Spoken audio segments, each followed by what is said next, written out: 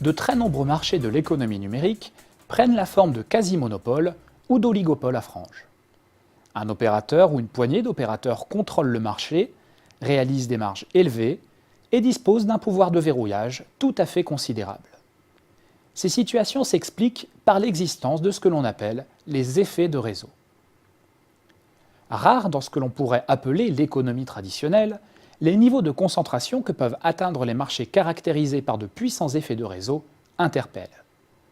Au fur et à mesure que les nouvelles technologies de mise en réseau se propageront, c'est ainsi l'ensemble des marchés qui pourraient, à des degrés divers, tendre vers plus de concentration.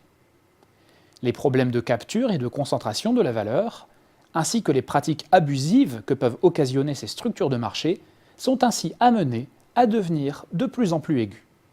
Illustrons tout d'abord empiriquement ces marchés très concentrés à l'aide d'exemples familiers. Sur le marché des annonces d'emploi, Pôle emploi dispose d'une audience 6 fois supérieure à celle du premier opérateur privé, à savoir Indeed. Sur celui des annonces immobilières, Le Bon Coin et Se Loger disposent, à eux deux, d'une audience supérieure à celle de tous les sites des grandes agences immobilières et des autres sites d'annonces réunis. Sur celui des systèmes d'exploitation pour smartphones, Android de Google s'arroge près de 70% des ventes de nouveaux terminaux.